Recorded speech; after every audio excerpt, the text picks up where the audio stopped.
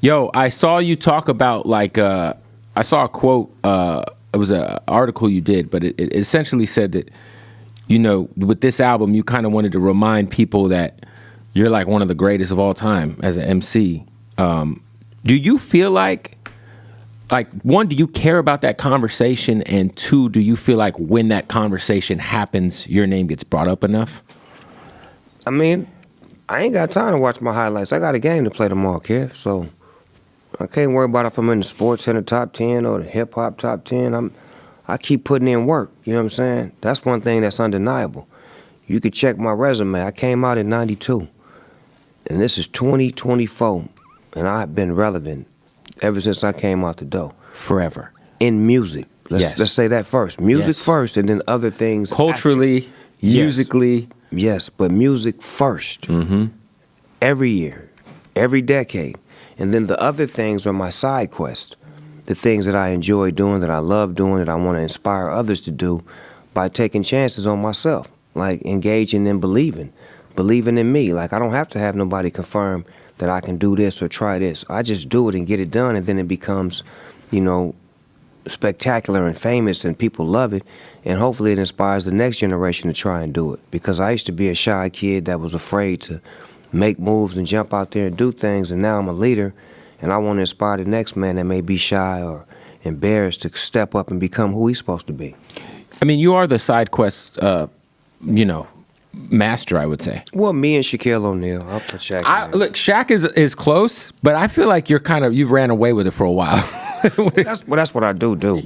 I do usually run away with it. You know what I'm saying? That's what I've been known to do. Yeah. I'm a closer. You know what I'm saying? A lot of guys are relief pitchers. I'm a closer. I close shit down. You know what I'm saying? When I get up there, expect a W, because I play hard, I practice hard, I study, and I respect the game. And when you do all those things, it usually ends up in a successful way. I was gonna say, man, like throughout like the last 30 years, we've seen you have so many business ventures. I think to like back in the day owning like Snoop Dogg clothing and like getting it from Burlington Coat Factory as a kid, you know what I'm saying? It was Outkast clothing and Snoop Dogg clothing around the same time. Shout out to Kadada Jones, Quincy Jones' daughter. She the one who took me to a guy by the name of Michael. Well, she took me to Andy Hilfiger first and Tommy Hilfiger, and she got me a branding deal with them, and then she said, you need to create your own line, Snoop Dogg Clothing. She gave me the idea, introduced me to the people, and that's how Snoop Dogg Clothing got kicked off. And this before she even met Tupac.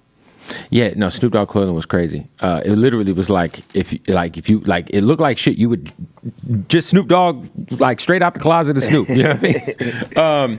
But I just feel like even like going into the crypto space, like I feel like you are like a real pioneer when it comes to like showing artists like that there is this other world in which you can kind of monetize. I feel like maybe 3 years ago, there was people spending serious money to have digital real estate next to your house. Yeah, Sandbox. Niggas was buying digital property for hundreds and hundreds of thousands of dollars, and the shit was like this big, and you couldn't touch it.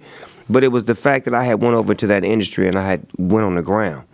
I had started from the ground up. I didn't come over there and try to grab money. I went over there and I built with the creators. I went over there and let them use my name, my likeness, did collaborations, changed the game, brought music over there, did things in an unorthodox way to where it was appealing to that world, because that world is that same way. And I wasn't a superstar to them. I was on the ground level with them. So whenever I would put something out, they would respect it and buy it, because I would usually do things with them or allow them to use my name or my likeness early. When I first got into that world, people was using my face and all kind of shit. My son was like, Pops, you gotta let them use it. They love you. That's why they doing it. It's not that they trying to make money off you, they love you. And once I understood that, then me and my relationship with the metaverse took a whole new lift, because it was like, wow, Snoop is allowing us to use his face and his likeness as a creator and musically use his voice and blah, blah, this and that. And it was a connection that can't nobody break, because I built that. No, that shit's crazy. Definitely the first to do that, I mean, for sure.